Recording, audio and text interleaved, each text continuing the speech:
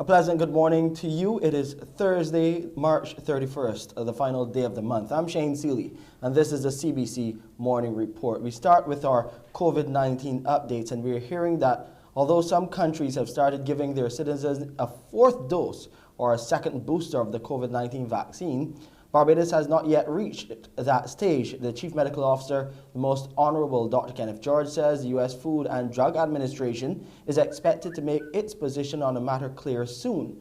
But Barbados will continue to follow the guidance of its international partners. Here's what he had to say. I know that Israel has gone ahead and done second boosters to its population. But remember that we take and we look at the evidence and guidance from our international partners also, which tends to be the WHO or World Health Organization. So things may change over a period of time as we know more, and it has been put in the public space that you require boosters on an ongoing basis. I'm not so certain, but once it becomes a bit more mainstream, we will certainly have options for the Barbadian public. Dr. George says about 66% of the eligible population here in Barbados is fully vaccinated, and he's appealing to those who still have to get their first shots to do so, as we're applicable for people to take their booster dose. Meanwhile, second vice president, well, she's the first vice president of the Barbados Association of Medical Practitioners, and she's also the consultant manager with the home isolation program, Dr. Adana Grandison, says people boosted 6 months ago are still protected. JAMA actually produced a recent paper that actually shows that persons who have been boosted, and this is with the third dose, so they've had their first 2 courses and they're now going back for their third dose, that they actually had lower chances of presenting to hospital. And that is what we're really trying to prevent in all cases, ensuring that persons do not get very sick, that persons do not overwhelm our healthcare system. That's Dr. Adana Grandison. She's the consultant manager with the home isolation program and also the first vice president of the Barbados Association of Medical Practitioners. We have more stories about COVID coming your way. We have to give you some updates on the war in Ukraine. And we also have a special feature coming as well. All of that and more right here on the Morning Report.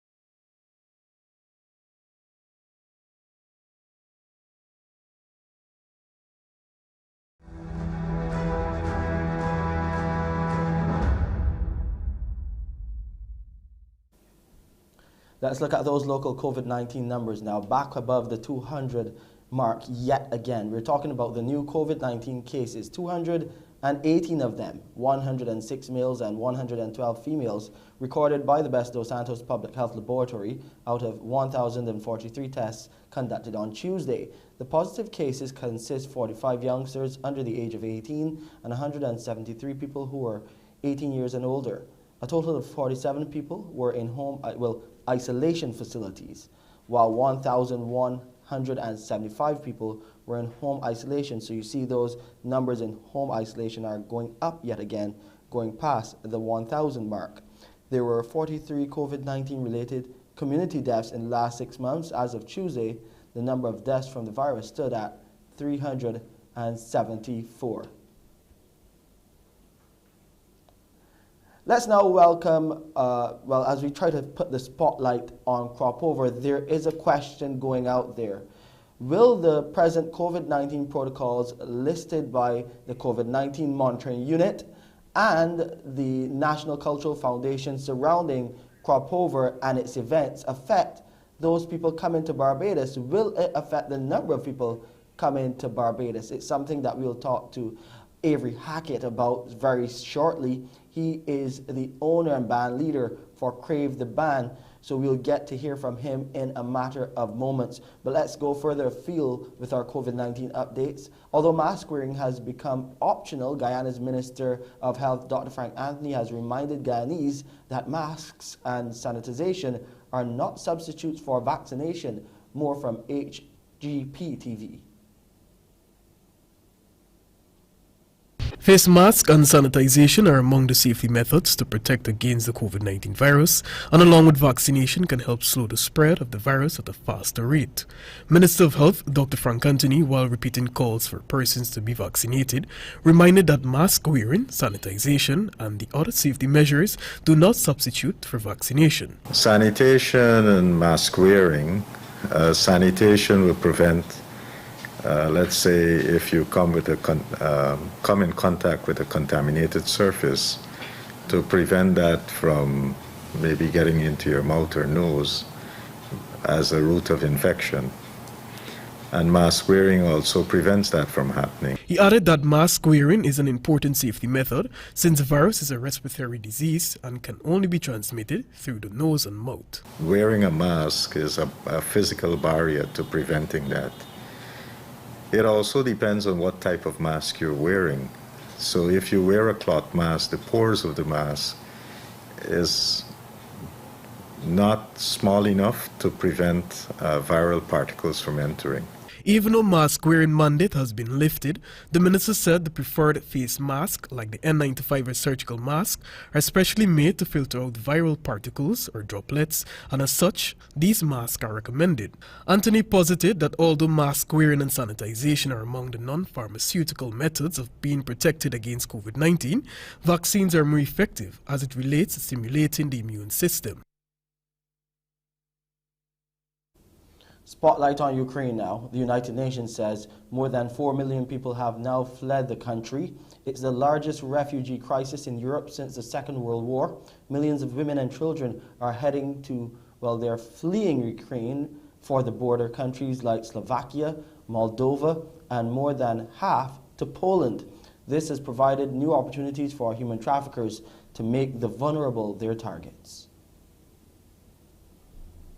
Since the start of Russia's invasion of Ukraine, women and children have fled by the millions. And increasingly, many of them have been targeted by human traffickers or become victims of exploitation. Luda Kromius is one of them. People were coming to me offering help. That's how it looks anyway. They offer lifts to Poland. When her home in Chernigov was attacked, Luda, along with her mother and grandmother, accepted an offer of accommodation. But they soon experienced the dangers so many like her have also faced. I was in the kitchen, and he put a knife in my throat, and he started shouting and yelling. He started beating me on the face. Ukraine requires men under the age of 60 to stay and fight. That's left their wives and children vulnerable to organized criminal gangs who are seizing the opportunity to hunt for women and girls they can force into slavery and prostitution. Due to the sheer number of refugees fleeing Ukraine, there are few formal procedures to register the women and children that are arriving here in Poland. Add to that is the problem of a language barrier. Those that don't know English or Polish are at even greater risk of exploitation. The aid that awaits refugees is abundant, but at reception centers like this one, traffickers often wait in the shadows, hoping desperation will force some refugees to accept dangerous offers of assistance. Police have put up posters warning of the risks. Volunteers also try to be on the lookout. We're just really looking out to make sure that there's not a creepy factor to it, right? Because you can see single men walking around hovering that shouldn't be there. We notified the police, the military. There's a lot of enforcement around to make sure that it's being taken care of. In response to the refugee crisis, Poland's government has recently passed legislation increasing the penalties for human trafficking of children from 10 to 25 years. Let's go over now to Wendy to hear what she has for you on this last day of March as we want to take you into April on a good note. Wendy, what do you have for us this morning? Well, Shane, we are going out on the month on our exceptional youth. Yes, we'll be talking to a number of poets and authors this morning, as well as one of our triathletes. So we'll hear all about what they're doing, what their plans are for the future, and how they see Barbados and, things generally in the society and through their work. So those and more stories coming up on Morning Barbados. Looking forward to it, Wendy.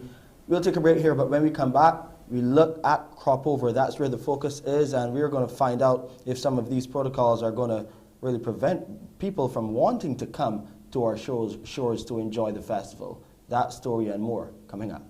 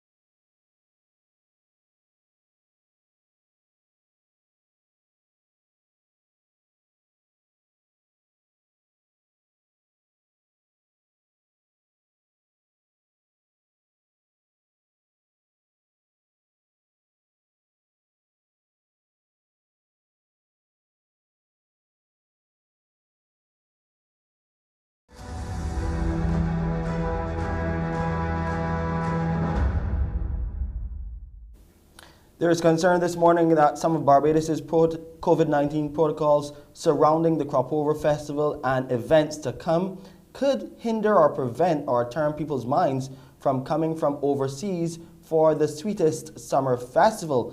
That's why we're going to get some objective opinion here right now from a man, Avery. Avery is in with us this morning, Avery Hackett. And he is the band leader for Crave, a businessman, and he's been hitting the road here with us for many, many years. Avery, good to have you on the Morning Report. Good morning, Shane. Good morning. Talk to us about give us your take on how things are shaping up for Crop Over. Bands like yourself are preparing, you're getting your patrons ready. Many of your patrons come from over and away in the diaspora. What is the feeling like as you do more than one festival? You do festivals here in Barbados, but right through the region. How are people feeling about Crop Over 2022? Well, in terms of how they're feeling, there's a lot of anticipation, questions, uncertainty as it relates to Crop Over. Part of that is because, we released some statements saying that Crop Over is happening, but then on the backside, there haven't been a clear explanation of how Crop Over will be executed. Currently, what we've been given or told as to how it's going to be executed, it's not sellable at this moment, in our opinion. It's not sellable because the biggest draw is that we are right now talking about doing 2 routes. We don't believe that the amount of people who actually participate or pay to participate in mass, that number is not great enough to warrant two different routes. Right. In the past, we've looked at maybe 4,000 to 6,000 people in total across all bands in terms of participation.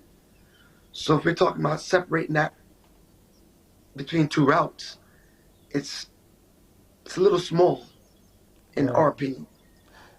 You said that Secondly, the festival, you're concerned about your ability to sell the festival to patrons, to those people who jump with your band. What about Yes. the COVID-19 protocols affects that? in terms of COVID-19 protocols, as of right now, the last report we've been given is that we're required to test 24 hours before, as well as being vaccinated. Now, if it's one or the other, we can deal with that. Not only that, but 24 hours is not enough leeway for us to make or adapt to changes because of COVID. Give an example. If my staff is required to test 24 hours before, and let's say it's a truck driver or a bar serviceman, 24 hours does not give me enough time to make a replacement plan. Right. So it's it's a slippery slide. You operate in a number of other countries. You operate in a number of other countries as well, Avery, with Crave. What is the situation like there with their festivals, because they're holding their summer festivals as well? Give us some comparison. I'm not going to lie. Maybe they're not giving us all of the information. I can't say that to 100% clarity. But what they are giving us is that there are no protocols right now.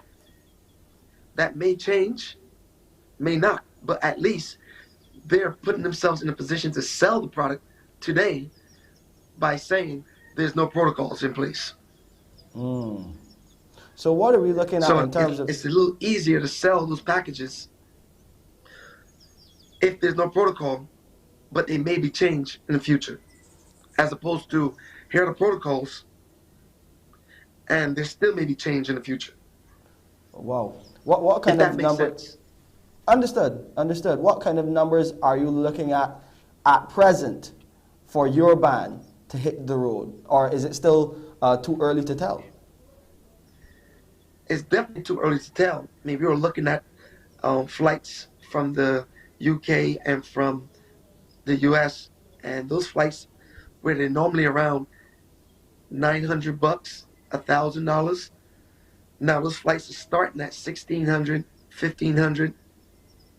So it's a little early to tell, because obviously people are going to be waiting to see if there's going to be a shift in prices once the costumes are released.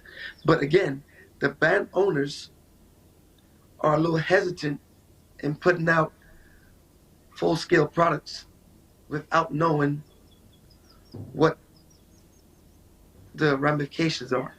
Right. You know, we'll put out 9 costumes or 10 costumes. A lot of bands are discussing maybe putting out 4 or 5 costumes because of this uncertainty around the protocols. How many are you looking to get on the road? How many are you hoping for in Crave the Band to hit the road come Kadooment Day? Well, a win-win for us, I think, would be 500 to 600, which is typically 1/4 or 1/2 of what we would typically do. But understand that this is our home, and we have a responsibility to put out the best product we can in order to attract foreigners and people to join us here in Barbados. So that's our responsibility as a band owner, is to actually put out the best product possible to at least put up a fight. Last question before you go. Does that put you in a profit-making position, or will you be settling for a loss for Crop Over 2022? Well, again, for Crave, it wouldn't necessarily be a loss. But however, we are running into a time-sensitive issue, meaning that we need the information that we need now so we can get the information out to our patrons and start selling. Because with all of, I'm not sure if everybody's aware, but most of the production is done abroad in China. And with everything that's going on right now, there's also a resurgence in COVID spikes in China. So production times and shipping times have been hindered by these changes. So we don't have the luxury of saying you can wait until end of May to start selling, because that only leaves us 30 days to sell a product, which now becomes unrealistic. Yeah. We need this information within the next day or two. Wow. So we can at least have 45 to 60 days to shop, to sell, to produce, and deliver. So what Crave is looking at is how do we sell to our customers, but also be able to produce and deliver a quality product to our customers as well, because it's the whole package. Yeah, indeed. Well, Avery, wishing you all the best. Thank you for spending some time with us here early on the morning, here on the Morning Report. We will, of course, come back to you again and talk to you a bit more as we try to get some feedback from the NCF and other stakeholders in the industry. But you stay safe until the next time we chat. We're definitely looking forward to it. Like I said, if there's anything else that we learn, we don't mind sharing. But at this point, we all in this together. And we just need to get the right information out to the patrons so we can get the Swedish Festival back on track. Thank you so much, Avery. Avery Hackett there. He is the band leader and owner of Crave the Band, spending some time with us on the Morning Report. In other news this morning, recruitment of police officers remains one of the main issues plaguing the Barbados Police Service. That's according to the Attorney General, Dale Marshall. With 278 vaccines within the service, the AG says the reality has brought into question the police's ability to meet the needs of the Barbadian society. It is a problem that has persisted for several years, and the tendency has been to talk about it and then kick the can down the road. I am advised that at present there are 278 vacancies within the ranks. The police service, as you know, is authorized to have 1,530. So this represents a shortage of around 18% of the authorized strength of the service.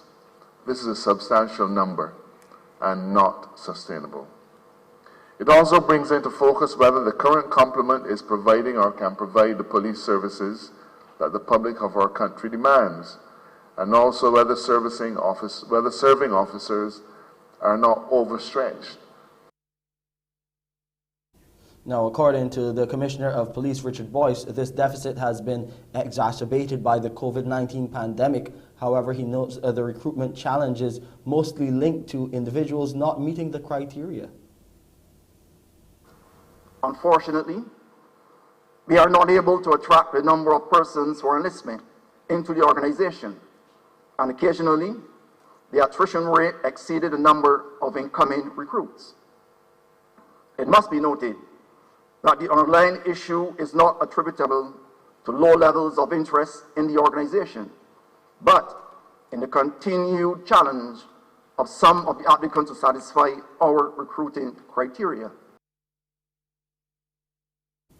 Let's look at some sporting news now. A team of 18 athletes will represent Barbados at the 2022 Carifta Games in Kingston, Jamaica from April the 16th to the 18th. In a media release last evening, the Athletics Association of Barbados named Ashley Simmons and Kadia Rock to compete in the girls under-17 division, while two athletes also made the final cut in the boys equivalent, Finn Armstrong and Daniel Duncan. In the girls under 20s section are Kishana Niles, Nia Brown, Sade Worrell, Rakila Fagan, Vikia Addison, Lila Haynes as well, and Vanessa Graves, while Josiah Paris, Ross Warren, Aaron Spencer, Jaleel Armstrong, Amani Maskell-Beckles, Nicolaya Kennedy, and Kevon Hines will compete in the boys under 20. The team will be managed by Angela Jackson. The head coach is Raymond Armstrong, who will be assisted by Jamal Grosner and Stephen Tate. The medical team includes Dr. Phyllis Burnett and Chanel Trotman. In last night's second semi-final of the Women's Cricket World Cup, that's what we'll focus on very quickly. Looking at those scores, and England moving on after defeating South Africa at Christchurch in New Zealand. Scores in that match: England 293 for 8. South Africa women 156, bowled out in 38 overs. Looking at some of those scores, it was 129 for the player of the match, Danny Wyatt. She top scored in that 293-run effort for England.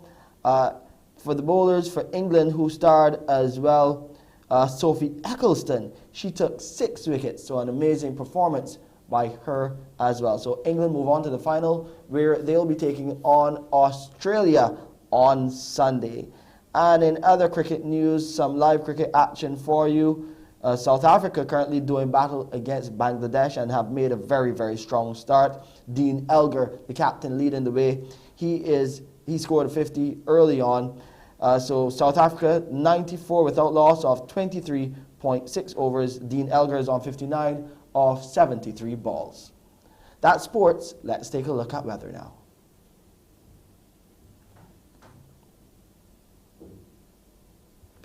Nice and cool on the outside, 24.2 degrees Celsius. It is cloudy.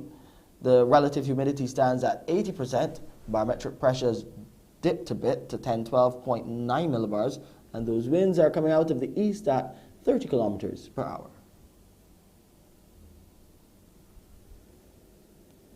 We'll have a low tide this morning at 21 minutes after 9. There will be a high tide at 18 minutes to 4 in the afternoon. Those seas are moderate in over waters. Swells are between 1.5 and 2 meters and holding steady.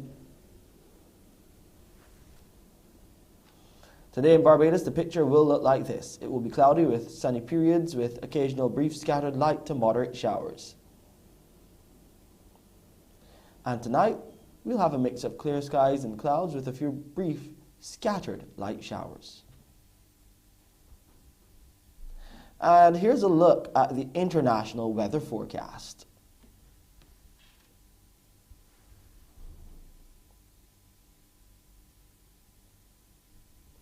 And that's it for the Thursday edition of the CBC Morning Report, the final one for the month. I'm Shane Seeley. I'll see you at 7 a.m. with your headline news.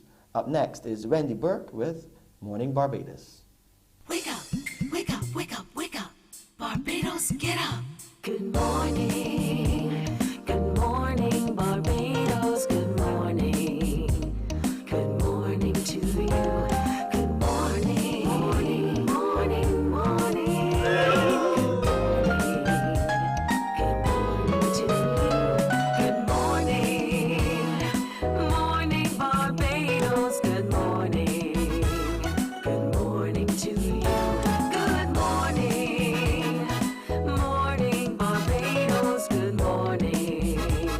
Wake up, wake up, wake up. Morning to you.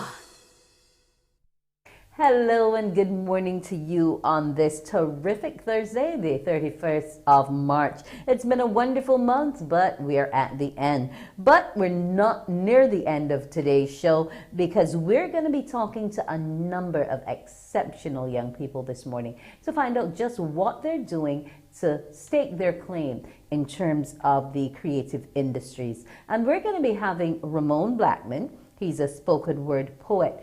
He has been writing from the time he was 12 years old, but he's only made the step to take it to this level in 2016. So still a bit young in it, but nonetheless, he's doing great things. Good morning to you, Ramon. Hi, good morning. Yes, good morning to you. Now, when you write, it is done with an aim of setting different moods, awakening different passions. Tell me about what gives you the energy to put pen to paper. Well, I would say it's intrinsic. Or that you write mainly on war or environment. You know, you don't like limits. No, please, I do not. I operate outside of the box, and I would like to be able to write and express myself on any topic. So I don't limit myself to anyone. Okay, now you were in Winners Row twice in a row, 2020 and 2021, Poet of the Year in the Going On People's Choice Awards. Yes. What were the works that took you there? There are some various pieces. It came down to a number of votes. In 2020, I would have written pieces like my bio, there was a piece on life. And then for 2021, some of my newer work is a little bit more motivational. Towards the beginning of 2021, there was the Black rights movement, so I had a piece on that. And more, I had a piece called The Message, which was inspired by a number of persons that I would have known either going through depression or committed suicide. Okay, and we all know that that's a fairly heavy topic that a number of people are dealing with now because of the pandemic. Now, one of the things you also like to do for your audiences is to be able to entertain them with your words. And you're not particularly a specific genre type of guy, but you like to know that your audience is left wanting more and fully being in tune with the piece you've delivered. Indeed, part of it is reading the audience and going based on the mood that is set. It is a little bit easier to set the mood yourself so if you have a preconceived direction that you want to go in and convey a piece that is appropriate to that. Okay. Now, during the pandemic, we couldn't perform on stage. And a lot of what was done was written through vlogs, on people's Facebook, etc. How did you continue to get your poetry out during that time? I would have to thank the IG, the Instagram platform, and persons like DJ Simmons and Nzinga for starting, really raising awareness locally for like online open mics. Because they had one, and for them it was supposed to be a one-time thing, and it ended up being every week, and people started demanding it. So that was the start for me. Then there were additional open mics that have been held internationally, and the frequency of these open mics during the pandemic would encourage me to continue writing and continue to push my content and even post it online so that others can see and have a view. Okay, now that content has become so large a volume that you're now going to be able to create your own book. Tell me about it. Yes, it's a book based on, I guess, my journey through poetry from the time I would have started right up until present. I wanted to showcase the different writing styles that I'm capable of doing, topics that I'm capable of touching, and essentially just showing my versatility and getting the word out to whoever is willing to read it. Because when I write with a message for my audience, and I try to write with everyone in mind so that there's a little bit of something in there for everyone. Okay, along with that, you're also going to be having an erotica audiobook. Yes, that was actually inspired by another poet friend of mine, and she would have told me that I had a voice for it and the content that I had was pretty good, and it's a direction that I could think about going in. and I'm going to take her advice on it. Okay, so when will that be out? I am not sure as yet, but I am aiming for early next year. Okay. Now, outside of poetry and writing, you're also into fitness. Yes, I am. What do you do? Do you train, or is it just about centering body and mind for you so you can continue to create? Oh, it's definitely both. I've been interested in fitness for a number of years. Really started seriously training in 2018 and have been able to maintain right up until present. But in life, balance is incredibly important. And I mean, trading is that one thing that I can turn to, aside from work, can help me to maintain balance in my life. I have lost it a little bit in recent times, but I made it again. And what I would tell people is that change is constant. So you're going to be constantly trying to strike that balance. So trouble will come and there'll be a setback. That's just a shift happening for you to recenter yourself and go again. And for me, fitness is one of those outlets that assists me in doing that. Okay. Do you ever seek to marry the two? Like, have you ever written anything about the body and how to, keep it streamlined and how to balance mind with the physical being and for them to draw strength from each other to become the total person? That's actually something that I'm working on right now. Work on mental health, but I have not drawn that direct connection to physical health and fitness to create that kind of balance in one. But I'm working on it.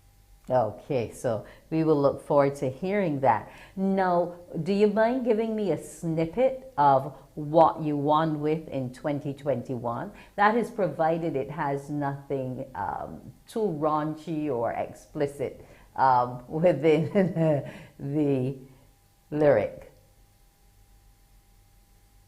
It's actually not explicit at all. Okay.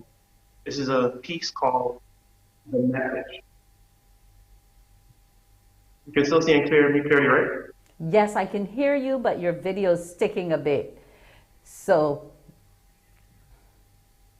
right. So you can go ahead. We're still hearing you. Go ahead and read your piece. Forgive me.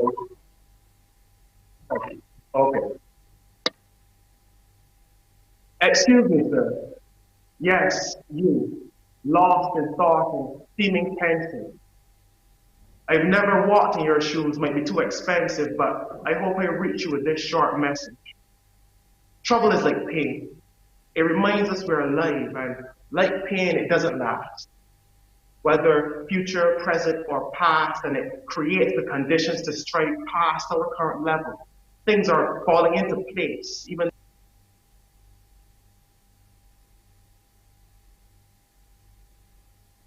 Okay.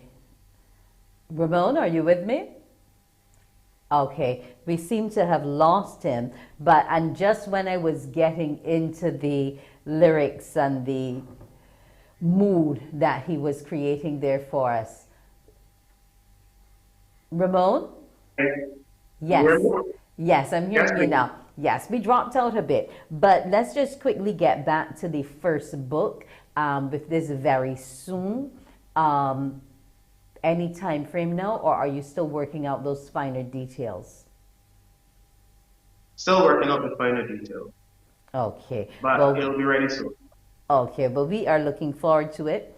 I want for you to keep writing, keep striving, keep maintaining that balance that you have been pushing, and hopefully you will be winning not just awards for what's going on, but internationally, regionally as well. So I want to thank you so much for joining us this morning, Ramon Blackman, spoken word poet. Where can we go quickly to find you online if we wanted to see some of the performances you did? Thank you. Thanks for having me. You can find me on Instagram at Ray_Rights246. That's RAE_Rights246. And I'm currently part of a team called Oh My Word. And a lot of our live shows are being recorded and being placed on YouTube under the same name, Oh My Word, HMYWORD246. Okay, that's awesome to know. Let's keep the writing alive and keep inspiring people with your word. Have a great morning, Ramon. Thanks, you too. Okay.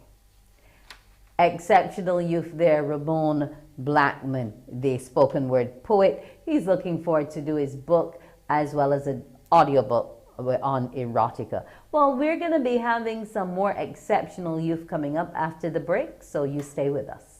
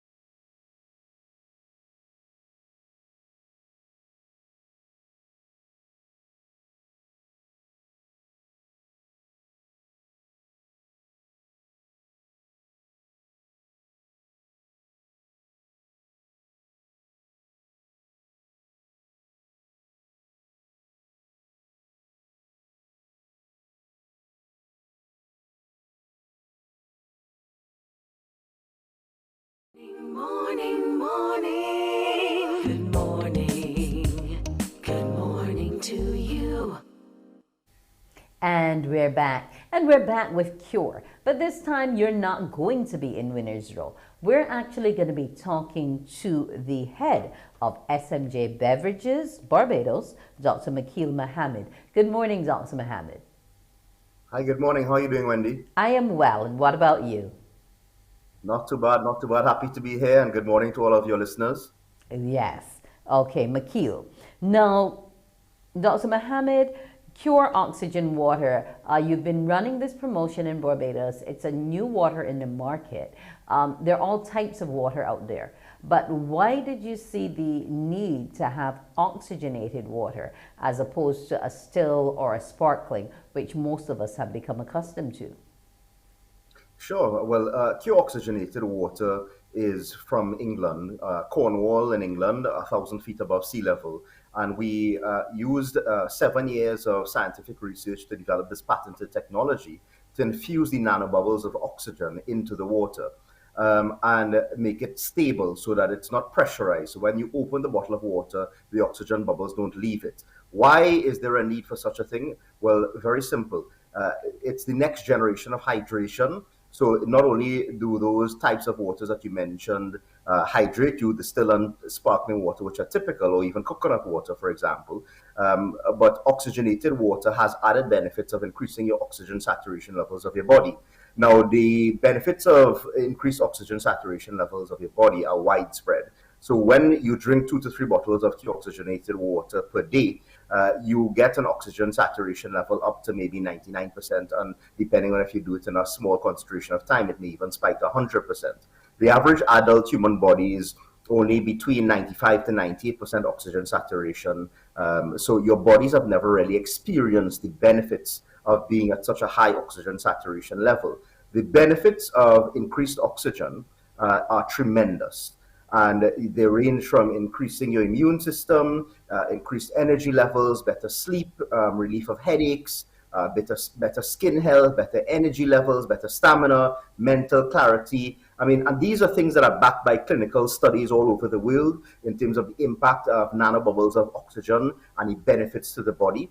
And what I love to tell people is that they may say, okay, well, why is a 1 to 3% oxygen saturation increase so beneficial to the body and so widespread?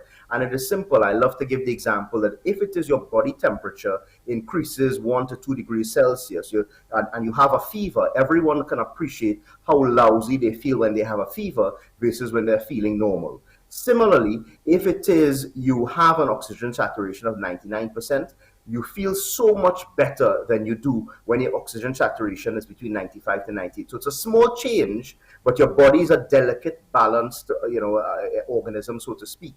And when you improve certain parameters for the body, it has mass increases. And these are things you can notice after just drinking 2 to 3 bottles a day from day one. And so far in Barbados, for those who have drank 2 to 3 bottles per day, they have seen tremendous benefit. Every week the sales are improving. Every week the feedback is phenomenal. And I mean, this is something that we have launched not just in Barbados, but it is in 20 countries all over the world, from Qatar to Dubai to Hong Kong to England to Trinidad to Barbados. And we have an excellent rating on Trustpilot, which is an independent organization for customer feedback and reviews, and we have a 5 out of 5 excellent rating on Trustpilot from people all over the world who are getting benefits of it. Now, this all over the world distribution is through SMJ, or you're just responsible for Barbados and the Caribbean market? SM Jaleel, it's our brand. So we use different partners throughout the world, but specifically SMJ Beverages does it here in Barbados, and the SM Jaleel group in the wider Caribbean, which is just really Trinidad for now. Okay, but it is your brand. Correct. Okay, that's interesting. Why Cornwall? It's because it's natural spring water. So it comes from natural spring in Cornwall, England, which is 1,000 feet above sea level. So the if you want to call it, the bottling of it and the proprietary technology that infuses the nanobubbles is from England. So we import it into Barbados, but it is the best of the best. It's a totally new category of water. As I said, you rightly mentioned, people are accustomed to still water, sparkling water, and coconut water, but this is oxygenated water. It is an entirely new category of water. So in all the supermarkets throughout Barbados, it has found and created a new segment in the supermarkets that people can now avail of and derive the tremendous benefits associated with drinking pure oxygenated water. And that's only in a few months. 1 month. We've launched it in the first of March, thereabouts, and so it's available in all the major supermarkets, wholesalers, gas stations, hotels, restaurants, bars. Everybody. I mean, every day more and more people are listing it because everyone who drinks it loves it. I mean, we work with Knapsack, we work with Barfit Games, we work with gyms and hotels, and I mean just everyone. I mean, everyone who drinks this product, regardless of age, health condition, sex, regardless, everybody loves this product because of the oxygen bubbles in it. It's a very light water. So when you drink it, a lot of people sometimes find difficulty in drinking the recommended 2 to 4 liters of water per day by doctors and nutritionists globally, because water may appear to be hard or boring to drink that amount of liquid. But because pure oxygenated water has in nanobubbles of oxygen, it's a very light water, and people feel and find that they can drink a lot of it, which is great. So not only, as I said, are they hydrating, but they're oxygenating the body. And I'm not saying you have to drink 2 to 4 liters of pure oxygenated water per day, but at least 2 to 3 bottles per day, and you will feel the benefits.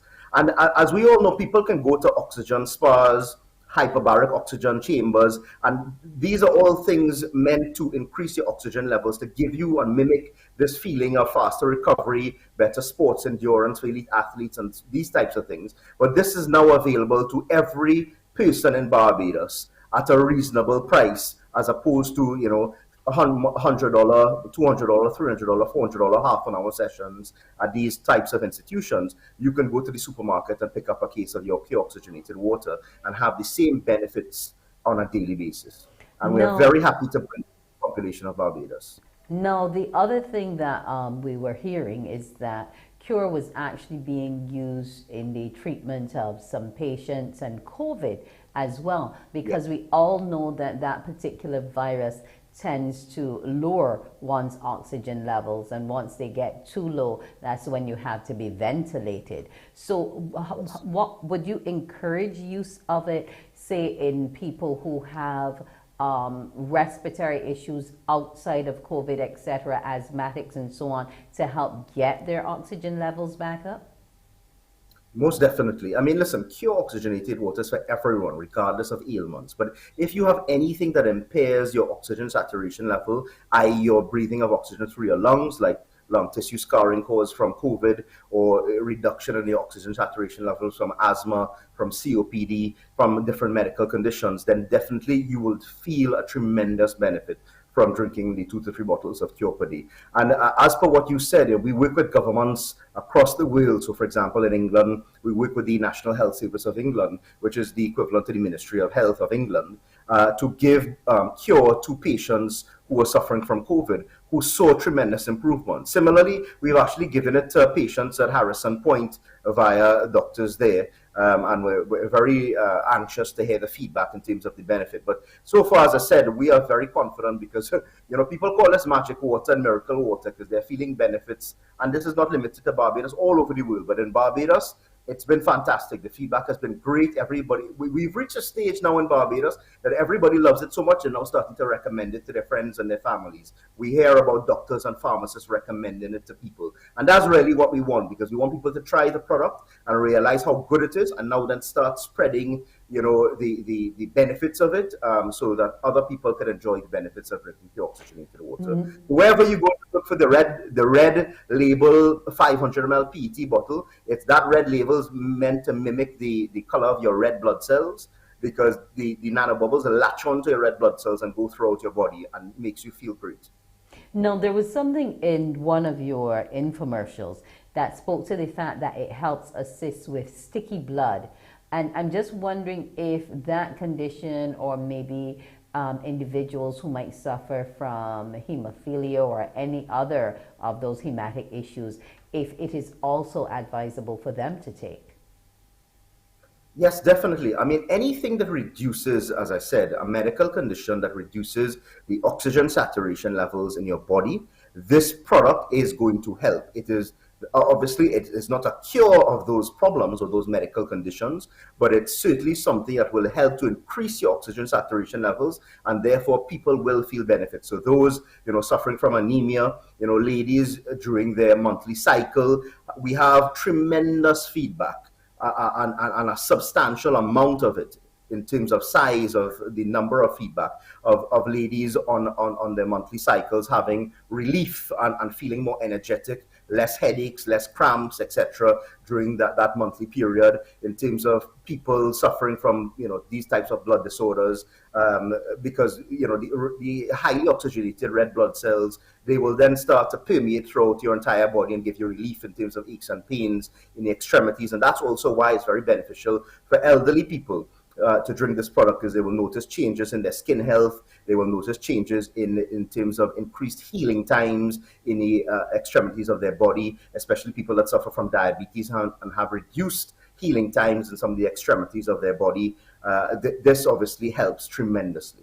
Okay, Dr. Makil Mohammed, head of SMJ. And finally, before we go, what's next for Cure Oxygen Water? Only a month on the market, but you're making serious inroads. What's next?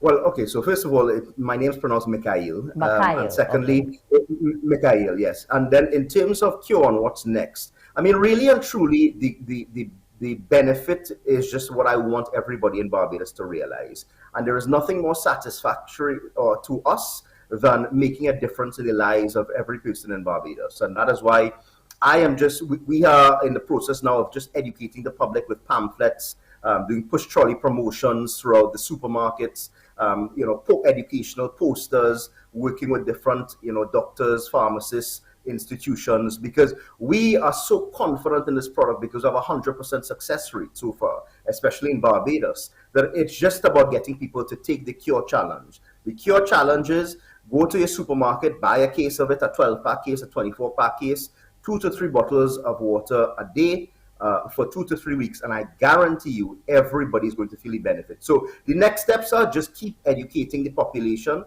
because we know once they try it, they will love it and they will not drink anything else. I mean, I myself don't drink anything besides pure oxygenated water because it's the best of the best. There is simply no competition. Thank you so much, Dr. Mohammed. We're happy to have Cure Oxygen Water, your promotion. Here's hoping that this water continues to oxygenate our population. Have a great morning. Most definitely. Okay, bye-bye. Bye-bye. That was Dr. Mohammed, the head of SMJ Beverages. Now, he was speaking about all that Cure has to offer. He told you it's available at supermarkets island-wide, but it's also in a number of other countries, which is amazing because SMJ is a regional entity, and it's always good to see when trade is spreading that wide that we no longer see the borders, but we actually see what is a Caribbean country doing well on the international market. Now, we're also going to be having you guess at a couple things. We haven't taken you across Barbados in a while. We're going to be doing it this morning for you. So you can get near your phone lines and prepare to let us know where it is, 228-5562, 228-5563, and get on board so we know exactly where we are. And as we said, it is Exceptional Thursday. It's the last Thursday in the month. I'm hoping that Pearson is having an awesome vacation because I'm here sitting in. So here's hoping you're enjoying that vacation, Pearson Bowen. Now, we're also going to be having some more spoken word artists coming up. And yesterday, we brought you those whale sightings. And it was amazing to know that after the show, a number of people were seeing sightings a number of other places along the west coast. I mean, we went from Paynes Bay all the way down to see these magnificent mammals. And if you do have any more sightings of them or any more images, remember to speak with the network, with the Stranding Network of Barbados. They're interested in being able to map the journey of these humpback whales. So we want you to be on board with that so we can see just how great Barbados is. Now, we want to thank Alec Drayton for sending his video to us, also Charles McLean for those shots, as well as Andre Williams. So these are people who are more than interested in nature and sharing it with the rest of Barbados. Now, Morning Barbados will be back after the break. When we come back, we'll be bringing you some more news with Shane Seeley. Morning, morning, morning. Good morning. Good morning to you.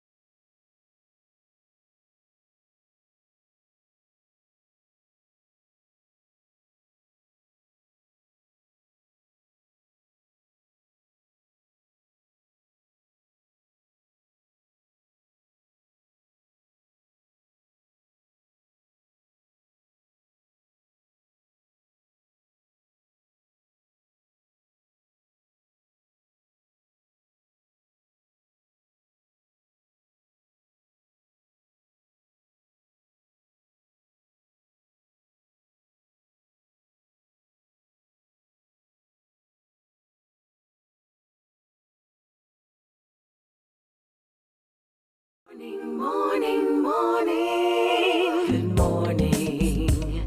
Good morning to you. Here's your headline news for this March 31st, the final day of the month. With the countdown to crop over 22 well underway, band leaders are saying they're running out of time to make critical decisions to make Grand Kadooment and by extension the Sweetest Summer Festival a success. Leader of Crave the Band, Avery Hackett, speaking exclusively to the Morning Report, is calling on the National Cultural Foundation to provide more details on their plans to execute the festival. He says as it stands, the lack of clarity is making it hard for our stakeholders to market or sell the festival to the world. We need this information within the next day or two. Wow. So we can at least have 45 to 60 days to shop, to sell, to produce, and deliver. So what Crave is looking at is how do we sell to our customers, but also be able to produce and deliver a quality product to our customers as well, because it's the whole package. The Crave band leader is also concerned about the impact COVID-19 protocols are having on the band's operations on Kadooment Day. That's what he's foreseeing. He prefers that patrons be either vaccinated or tested 20 hours before and not both. 24 hours is not enough leeway for us to make or adapt to changes because of COVID. Give an example. If my staff is required to test 24 hours before, and let's say it's a truck driver or a bar serviceman, 24 hours does not give me enough time to make a replacement plan. Although some countries have started giving their citizens a fourth dose or second booster shot of the COVID-19 vaccines, Barbados has not yet reached that stage. The Chief Medical Officer of Health, the Most Honorable Dr. Kenneth George, says the U.S. Food and Drug Administration is expected to make its position on the matter known soon, but Barbados will continue to follow the guidance of its international partners. I know that Israel has gone ahead and done second boosters to its population. But remember that we take and we look at the evidence and guidance from our international partners also, which tends to be the WHO or World Health Organization. So things may change over a period of time as we know more. And it has been put in the public space that you require boosters on an ongoing basis. I'm not so certain, but once it becomes a bit more mainstream, we will certainly have options for the Barbadian public. Dr. George says about 66% of the eligible population is fully vaccinated, and he's appealing to those who still are yet to get their first shots to do so, and where applicable for people to take their booster dose. Meanwhile, First Vice President of the Barbados Association of Medical Practitioners and Consultant Manager with the Home Isolation Program, Dr. Adana Grandison, says people boosted 6 months ago are still protected. JAMA actually produced a recent paper that actually shows that persons who have been boosted, and this is with the third dose, so they've had their first 2 courses and they're now going back for their third dose, that they actually had lower chances of presenting to hospital. And that is what we're really trying to prevent in all cases, ensuring that persons do not get very sick, that persons do not overwhelm our healthcare system. A total of 218 new COVID-19 cases, 106 males and 112 females were recorded by the Best dos Santos Public Health Lab out of 1,043 tests conducted on Tuesday. The positive cases consist of 45 individuals under the age of 18 and 173 who were 18 years and older. A total of 47 people were in isolation facilities, while 1,175 people were in home isolation. There were 43 COVID-19 related community deaths in the last 6 months, and when you add this to the total number of deaths here in Barbados, they now stand at 374.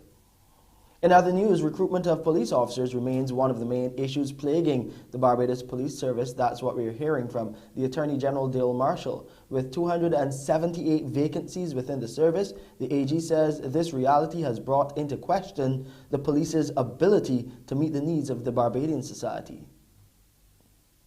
It is a problem that has persisted for several years, and the tendency has been to talk about it and then kick the can down the road. I am advised that at present there are 278 vacancies within the ranks. The police service, as you know, is authorized to have 1,530. So this represents a shortage of around 18% of the authorized strength of the service. This is a substantial number and not sustainable. It also brings into focus whether the current complement is providing or can provide the police services that the public of our country demands, and also whether serving officers are not overstretched. Meanwhile, according to the Commissioner of Police, Richard Boyce, the deficit has been exacerbated by the COVID-19 pandemic. However, he notes the recruitment challenge is mostly linked to individuals not meeting the criteria. And that's where we wrap up this edition of your headline news for this Thursday, March 31st. I'm Shane Seeley. In a few moments after the break, you'll be back with Wendy on today's edition of Morning Barbados. Morning, morning, morning. Good morning. Good morning to you.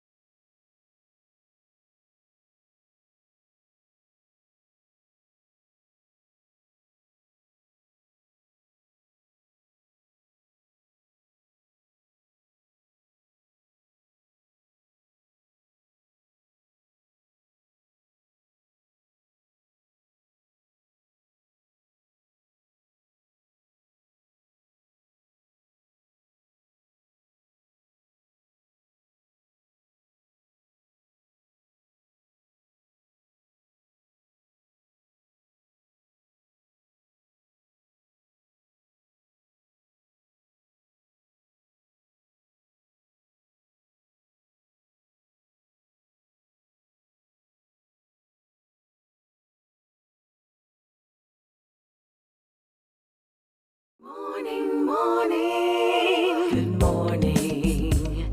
Good morning to you.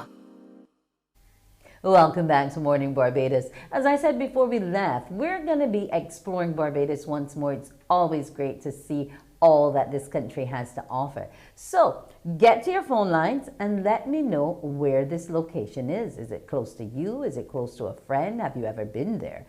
Guess where it is. 228-5562, 228-5563. Where about Barbados is this location? What is it used for?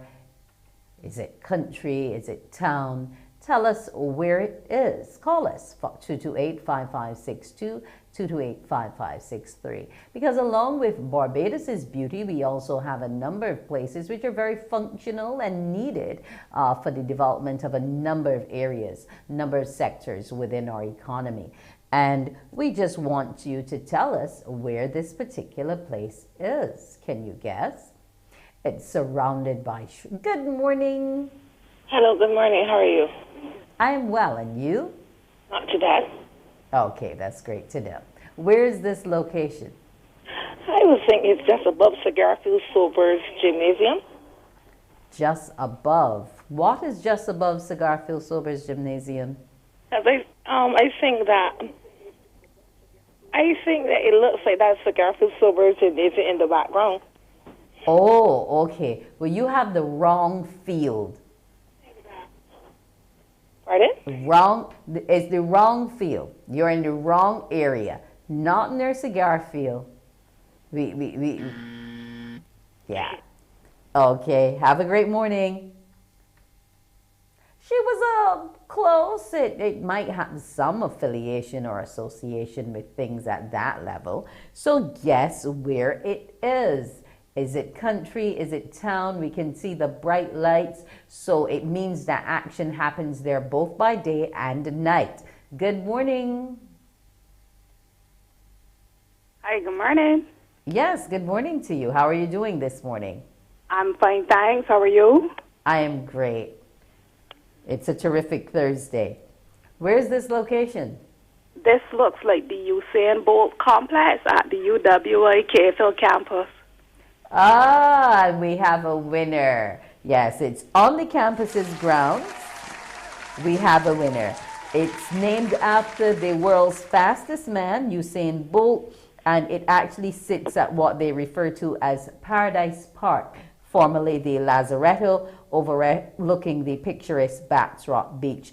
The complex boasts of an IAAF Level 2 track, a FIFA Class 2 artificial field, and FIFA Class 3 lighting, while there are two main stands that house the academy, its labs, and other amenities. The complex, along with being named after Usain, also comprises the Ryan Brathwaite track, the Obedele Thompson stand, and the Karani James stand.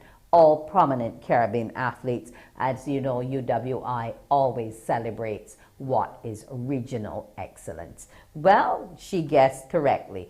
Go out and enjoy Barbados. Look around, see what we have to offer. Take a picture or two. Share it with a friend. When we come back after the break, Irija Alkins. And she's not just spoken word, she's outspoken word. She'll tell you why. Morning, morning, morning. Good morning. Good morning to you.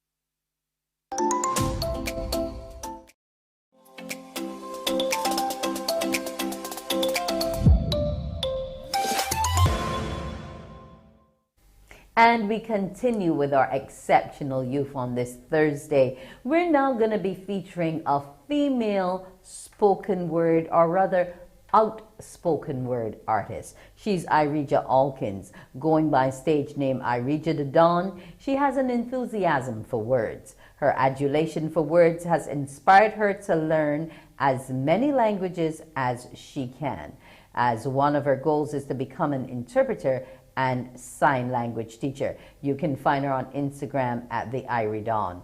Good morning to you. Good morning. Yes, good morning.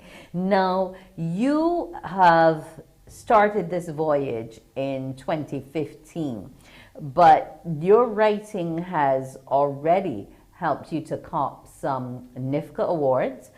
You won bronze in the literary arts category for The User's Mind, A Predator's Point of View.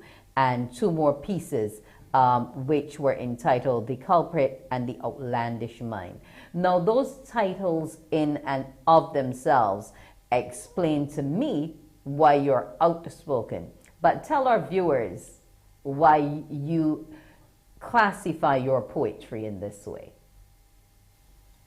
Well, the reason why I refer to myself as an outspoken word artist is because I tackle the topics when I write topics that people normally shy away from, the topics that people are uncomfortable thinking or even discussing. So I found that I have a way of just going straight for the jugular and grabbing it head on. So that's why I refer to myself as an outspoken word artist. Okay, now you've moved from the bronze and you went to the silver and the gold. But are those accolades what you're looking for in terms of your writing, or do you want to make sure that people get the message raw and unfiltered so they understand what the realities truly are in the situation? Well, it was all about the messages to me from inception. Because when I first entered, it was not because I thought of winning any awards. I just know that there was a particular topic I needed to be heard and I needed to shed light on. So I started with that first when I entered NIPSA in 2017. So the two pieces, one was about Black identity and the other one was about a call to action for people to understand the world around them. So anything that I think is pertinent to development, comprehension of the world overall, I tackle. But I will say that these are accolades which I unknowingly was striving for. But one of my greatest goals is to become an international best-selling author and also film director and producer. So I'm on my Okay. All right. Now, in terms of all three of those directions, where would you say you're at now? Let's start firstly in terms of the authorship. Have you published, and what did you publish? Yes, I have published a book of poetry entitled Raw Soul, and it's like the rest of my words, even though it's even more uncensored than my spoken word. And the reason I wrote that and published it is because I was traveling through many emotions from the time I started writing when I was 18 up to 22. So I felt like if I published a book, that would be a sense of catharsis, me releasing all these kinds of emotions inside of me. And I felt like people could relate to what I was saying, and that's always my goal. I want people to be able to relate, to understand, and to receive that message. So that was my reason for publishing the book, and the reception that I got is um is really moving because people tell me that the particular issues, the social justice issues that I spoke about from my own personal experience, it shed light on a similar experience and that they could relate to. So that really humbled me and it was one of my goals. So it really made me feel alive. Okay. Now, I'm glad it made you feel alive because it came alive for many, and that's why you were nominated for Poet of the Year and Book of the Year, respectively, for the 2021 Going On Awards. Now, outside of poetry and the words, there are other areas of the arts which you're also passionate about.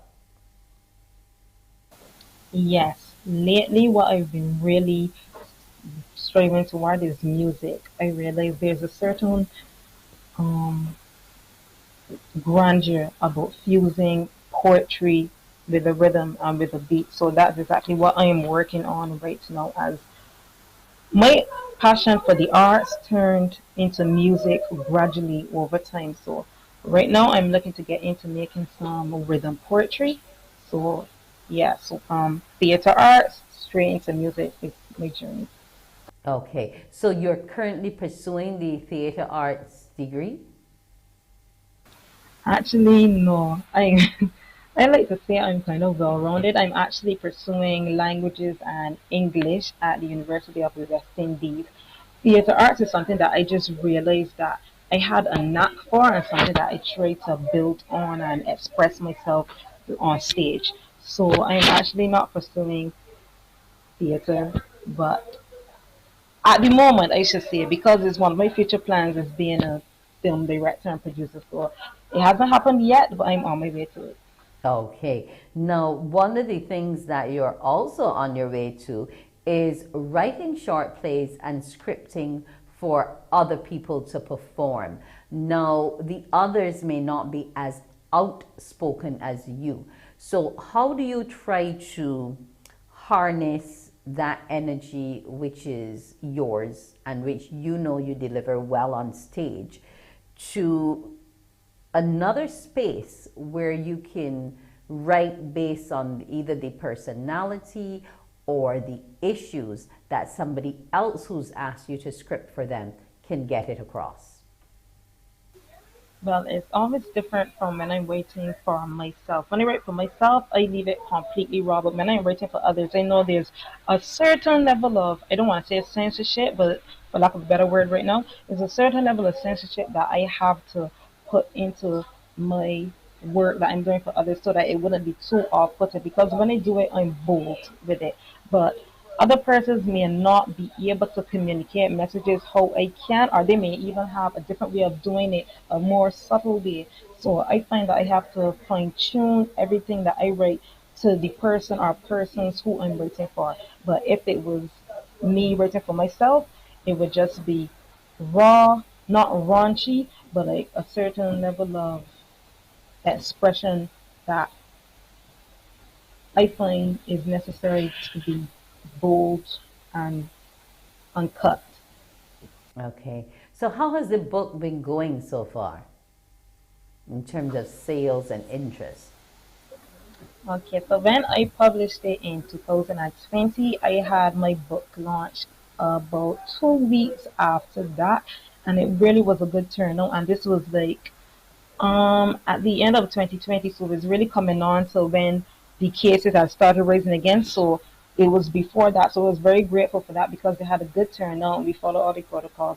But since then, I have been trying to market it on like social media on my IG page, the I Read On, and while sales had slowed down coming into the new year, I find that there are people that are hearing about me when I go and perform other places. Like I recently performed in Golden Square, so when they hear about Irija or Irija the Dawn, they would try to find me on social media, and then that would lead to book sales. So I'm actually at my last few copies right now, so I'm going to have some more printed. So it's been going well. It fluctuates. Sometimes the sales are coming in fast, or sometimes they slow down. But I'm pleased with all the progress so far. Okay. Now, let's go back to your social media handle, the Irie Dawn. Dawn is usually a term reference for a male who dominates a particular area, what have you. But I guess you are showing that that glass ceiling deserves to be broken. Walk me through it. Well, I have been referring to myself as a Rigidly Dawn since I was about 13, and that's because I actually got it from Tupac, and he called himself Machiavelli the Dawn. So I had this Tupac obsession. So I was referring to myself as a Rigidly Dawn. But how a Rigidly Dawn actually became my stage name is the piece that I won gold for at the NIFCA Awards in 2019. I was playing a meal, and it was a piece about a youngster who turned to violence and crime because he didn't have respect in his community and he had an impoverished background. So he wanted to go out and get things, and he did so by the robbery and crime. So I felt like the character not necessarily needed like that male essence, but I felt like if I come in as the Dawn, it would really help me to convey the character. So that's why I refer to myself as a rigid Dawn specifically for that character. And I think it was quite fitting, and that's how basically everyone knows me now. So I kept going with the name Rigid Dawn. Okay, and it's working for you so far on stage.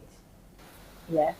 Now, how did you grapple with not being able to create and perform in the same way during the COVID pandemic? What did you turn to? Did you decide I'm going to write more? Did you go to your IG page and do more lives? How did you grapple with it as a creative?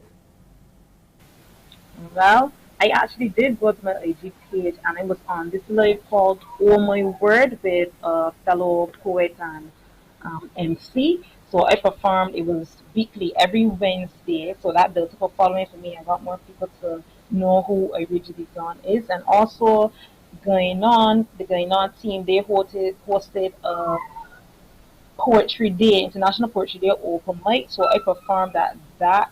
And from there, they kept doing lives every week. So I was at a live every week performing open mic. So it wasn't really a case where I could not get a chance to perform. I feel as though I haven't really stopped performing since everything became virtual because almost every month or every week there was a live, and once I knew about it, I was going to sign up for the open mic to just express myself. And there were two poetry battles as well, myself versus another opponent, and I won both in those open mics on So IG you Live. proved to them why you are a Don. Yes. Now, the name Raw Soul and then the book in terms of the cover. We see the eye is looking inward, it's a bit red, it is all very raw. Now that rawness speaks, I guess, more than how the message is delivered.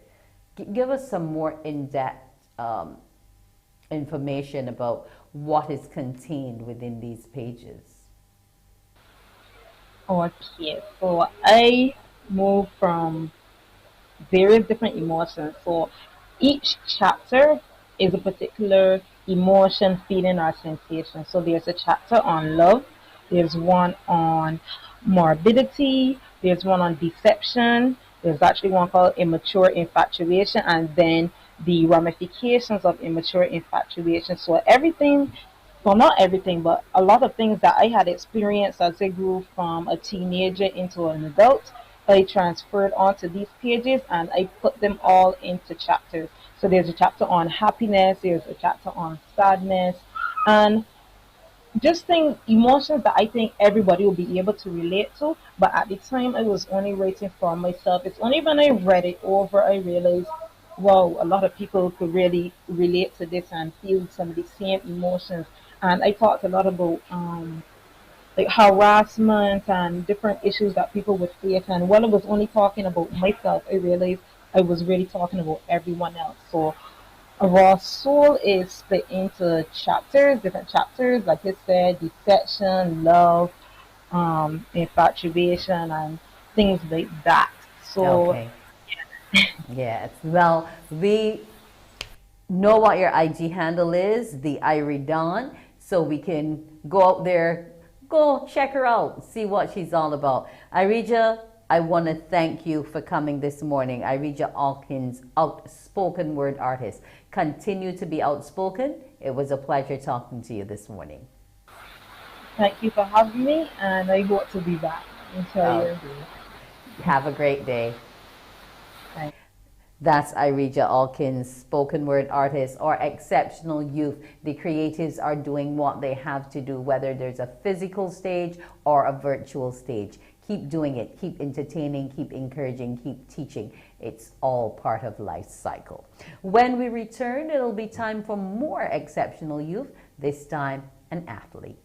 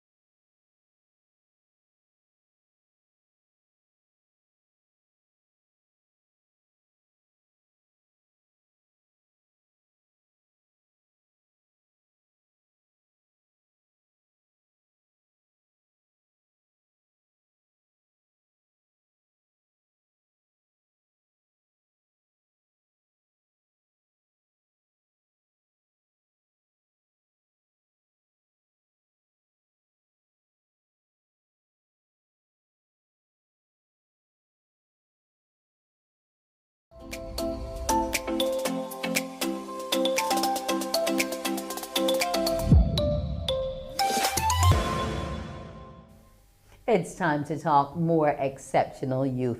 This time we're going to be turning our focus to Shara Hines, a triathlete.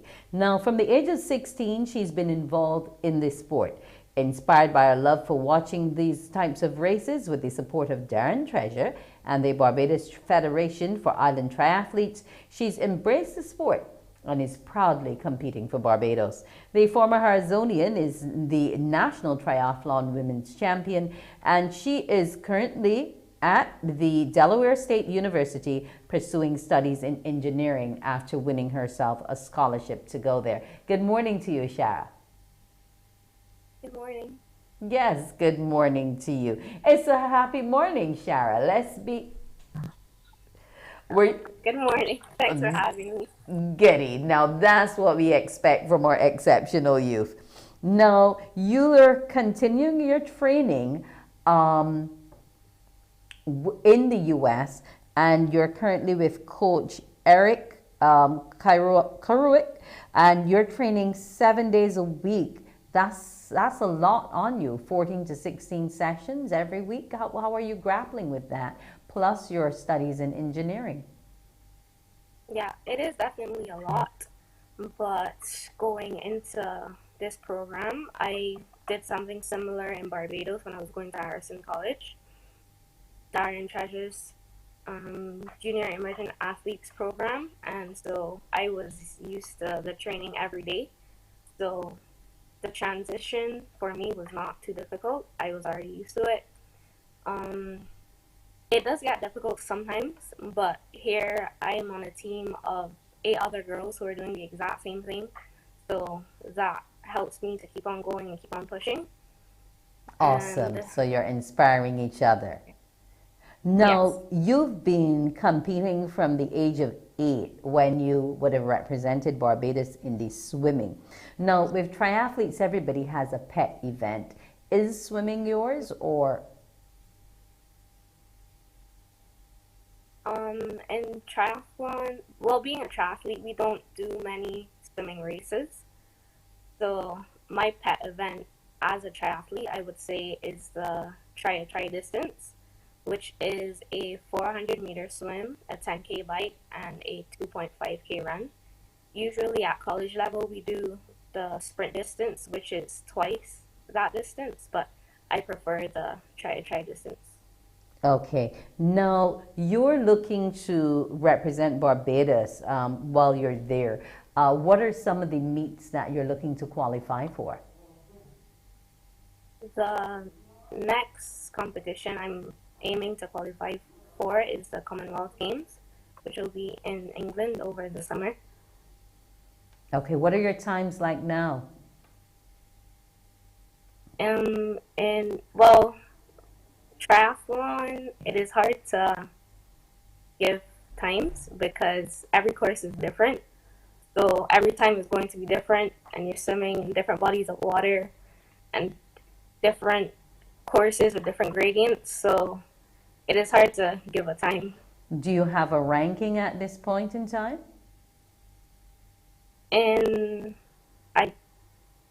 A ranking in Barbados, or at the school I'm at? At the school you're at, locally?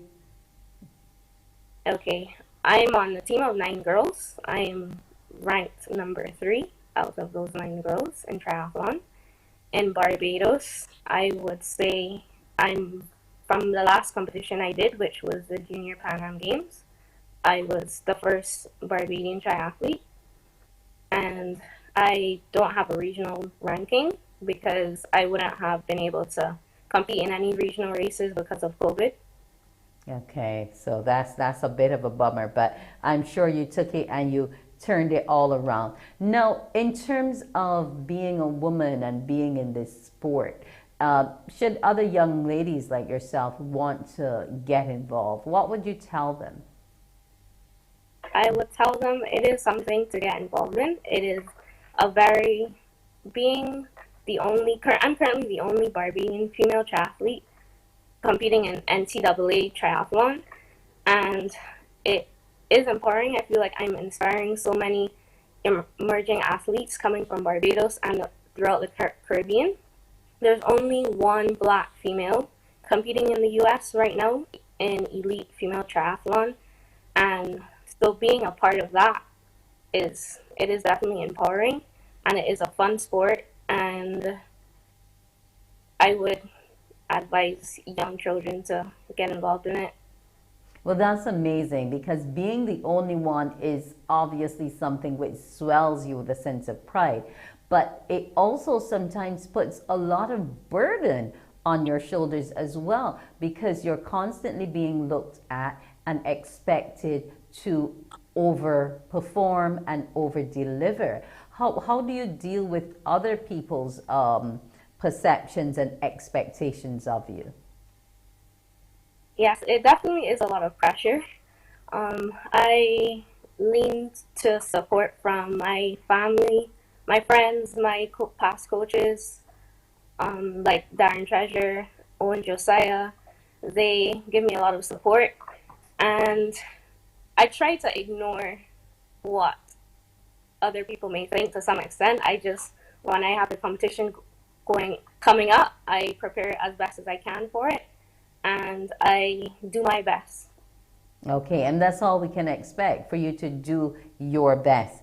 Now, looking at the 3 disciplines, which one would you say you excel at the most versus the one that you want to better yourself in right now? You said you're at number 3, but we have to get to number 1 out of those 9.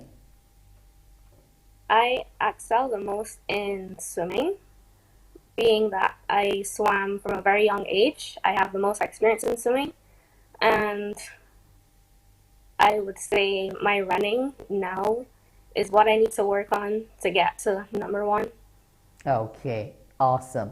Now, outside of triathlete and all these practice sessions you have along with the schoolwork for your engineering, in fact, what type of engineer do you actually want to be? I'd like to be a civil engineer. Okay, that's your field of interest. Now, what do you do for relaxation? Because one has to unwind from all of this rigor. Definitely. To unwind, sometimes we have outings with the team, so we would go for pizza and just relax and unwind then. Over the weekends, we usually have long training sessions. I come back to my room and I sleep. That is how I relax sometimes. Or I call a friend from Barbados, because you don't really get much time during the week to do it. Okay, so you still maintain those close bonds with your friends from at home? Definitely. Okay, that's what keeps you going. But you also like to Netflix a bit? Yes. What are your favorite series? Quickly. The series that I'm watching right now is called You. That is my favorite series right now. I also like to watch bacon engineering shows, which is a combination and engineering. Yeah. Interesting. Well, I wish you all the best, Shara, going forward. I hope that you do qualify for the Commonwealth Games and that we can get to see you out there in those Barbados colors doing us proud in a sport which is mainly male-dominated, but I'm happy to see that you're holding your own as an elite athlete. Keep up the good work, Shara, and have a brilliant morning. Thank you. Thank you so much for having me. It was a pleasure. That's Shara Hines, one of Barbados's elite athletes out there doing her part to keep Barbados on the map and keep herself out there. She noted that she's the only black female competing at those championships. So let's wish her all the best and keep her in our prayers as she does these 3 disciplines. It's not easy.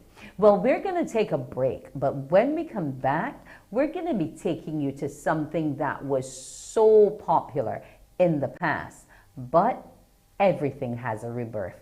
And our producer, Nadia, will be telling you all about it.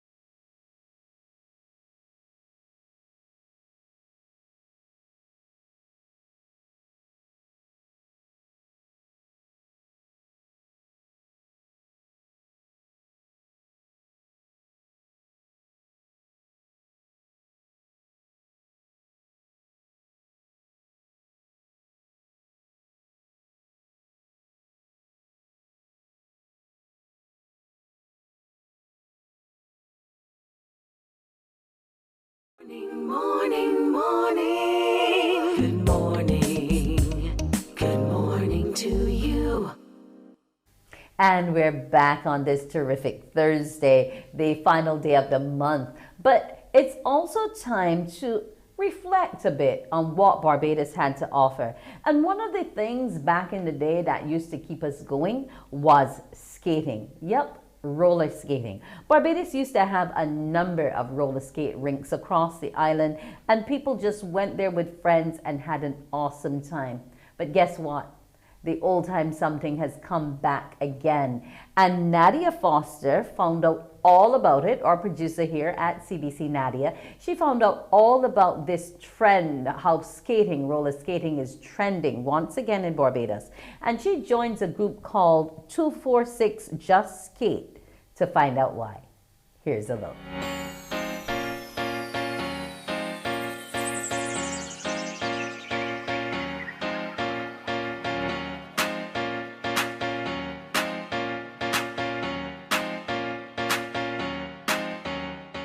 I know I'm not the only one seeing the videos and photos of people skating and vibing to the music. Well, I'm skating into the morning with 246 Just Skate. And here with me for our special feature is David, a team member of 246 Just Skate. What is 246 Just Skate? 246 Just Skate is a group that we formed coming into Christmas last year. Yeah, initially it was just us guys skating, but then we wanted to get more people involved. So we started adding more people. We formed the group, and then we added people, and it began to morph into what you see now as this big event of people coming out and skating and enjoying themselves. Growing up, for me as a kid, skating was a really big thing. They had a lot of active skaters. As you said, I had these skating rinks. And then when we are skaters, we got this love, this passion for the sport that never died. The sport kind of died, but the passion never died. So as we started skating, we found that we get more guys coming out with the same love, right? And it started to grow and build from there. And then it just became a movement, right? For skaters, for people if you want exercise, if you want a level of fitness, if you just want to relax, yeah, skating became that outlet. Honestly, I learned the rough way. I was with a group of guys. They were experienced skaters. I was like more or less the runt in the group. Yeah, so one day the guys were hanging out and they were like, come and try on the skates, come, let's go. So I was like, I ain't sure, but I put them on and tried, and from there I spent the whole day up and down. I mean, yeah, trying to learn it. And I learned from a background in street skating, yeah, and freestyle skating. That's how we learned it. What's the difference between roller skates and roller blades? Well, that's a technical question, but basically the difference for the skater will come down to the wheel setup. Yeah, the way that roller skates or quad skates organized, they got a lot of balance left to right, but you tend to tip forward and tip backwards a lot easier. On roller blades or inline skates, because the wheels are behind the heel and in front of the toe on the boot, you have more balance forward and more balance backwards, but tipping to the left and the right, that's where the inline skates is suffer. Yeah, so for the average skater, it's got to adjust the technique. Like for me, if you're coming from rollerblades, then you got to remember to always keep my weight backwards so I don't tip forward on the roller skates. For roller skaters now, them could, it's easier because they got the four wheels. Yeah, so that's the basic difference. And roller skates more geared towards dancing. Yeah, you could do dance move on inline skates, but the roller skates, the ability that you got or the range of movement you got for dance move, yeah, there's a whole lot more than on inline skates. What are the benefits of roller skating? Oh wow, so many benefits. We have people in the group coming out of COVID. We got people who were really sick. We have people who was in the ICU at Harrison's Point, and they're skating with us. And for them, this is a great outlet, a way to come out and just relax and enjoy the finer parts of life, dash away the worries. For others, it's a fitness exercise. For me, I like the technical aspect of it and learning the tricks and the moves and coming out and studying and preparing myself how to get this movement do. Yeah, so I find it's across the board. It got a lot of benefits for a lot of different ways for a lot of different people. What is the best advice for someone who wants to get back into skating? I would advise them to just start. Just don't think about it. Don't procrastinate on it. Just you can come to 246, yeah, and we can get you started. But even without us, just try to get a pair of skates and start. Once you start, and that love can rejuvenate. You can find back that passion, yeah, and you will surely love it. How do you choose the music? Well, that comes down to our resident DJ, but basically we go with traditionally in the Studio 10 and Skate On, it was like disco and back in time music.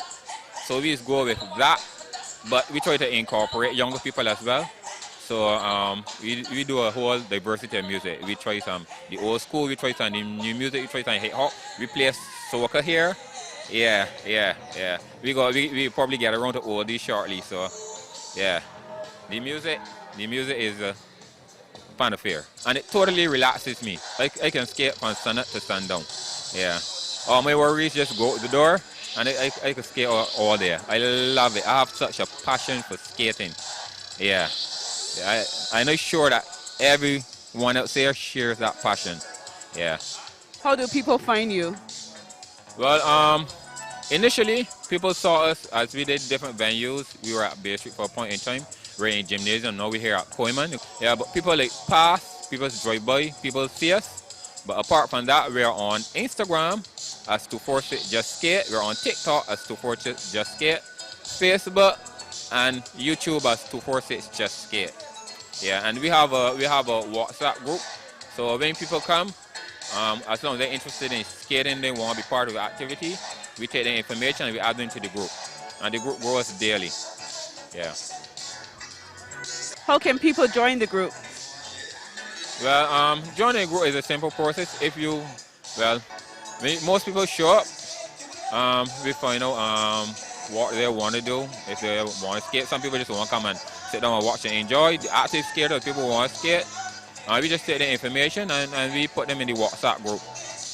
From the WhatsApp group, you can get all the information on locations, times, dates, events, activities, and you can follow on.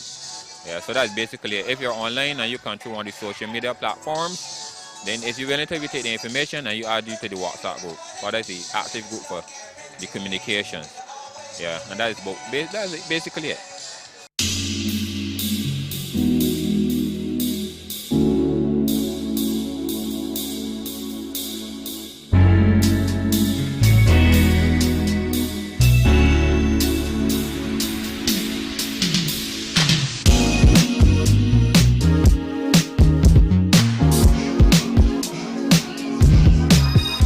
A lot of fun. But let's hear from some of the other skaters. My name is Stone, and I do the PRO work for the guys here. So our goal is to get as much people into skating as possible. So we have a little chat room. So we add people all the time. Right now we have like about 80 people, and it's growing every week. My name is Michael Lane, Mikey actually. And, well, I try to do a little bit of everything. I like to do the promoting. I like to do the, I'm responsible for the logo, for the shirts, the branding, getting skates, and teaching people. Why do you like skating? My mom just wanted to do it, and since I was younger, it did look very cool. Especially when you used to watch America's Got Talent and you would see people just with that talent. I liked it because of that. Why do you like skating? Because it's fun. I like it because I just like rolling around and being faster than everyone else. How does skating make you feel? Skating makes me feel happy. Same here. Why I like skating? Because it's like a, how we can explain it, like fitness. It keeps you fit. Sometimes you don't always got time, and it's a hobby. So it's like something like a fitness, something. For me, that's why I like skating. And it's fun. It's a lot of fun. Freedom. You understand? When your money is here, you just feel free. You understand? No worries. If you have worries, problems, gone. Through the door. You skating. So I guess a lot of people should come down here and take up and bring it back to Barbados. Skating, roller skating. I'm talking about rollerblading. See this 8 wheels forward side by side? That's what we want. Do you plan to open a skating rink? That would be ideal. I think that is the end goal here, to get us off of the pavement and back indoors on some nice wooden floors. Yeah, that is definitely the end goal. And anyone who willing to assist 246 Just Skate with reaching this goal, yeah, we will greatly appreciate the help. So just saying 246 Just Skate, we are open to ideas. Presently, there's no fee attached. I mean, you just come and you skate with us. We're still growing, we're still structuring the group. So in the future, as we progress, things will change up a little bit. But at this point in time, just come out, come share the fun, enjoy yourself, you know, enjoy the passion that we all have for the sport, and have a good time.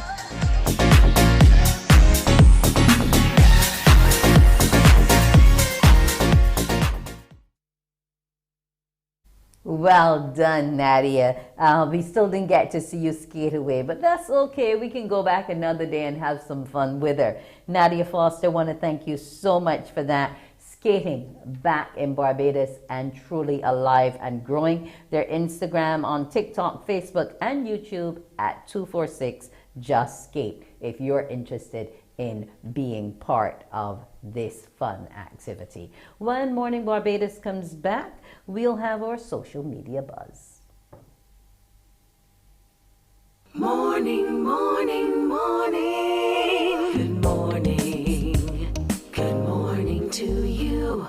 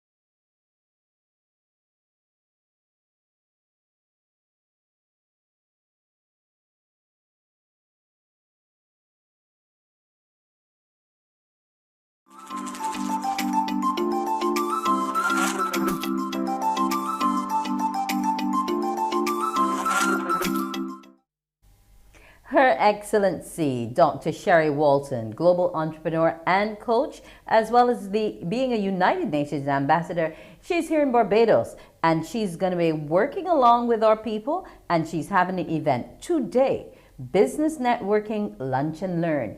Go out, see, hear what you can learn all about from her and the other presenters she'll be bringing with her from 11:30 a.m. until 2 p.m. Connect, grow, and thrive. That's what she's encouraging you to do. Morning Barbados this morning. It's been great bringing it to you. An entire month I've been here with you, sitting in for Pearson Bowen.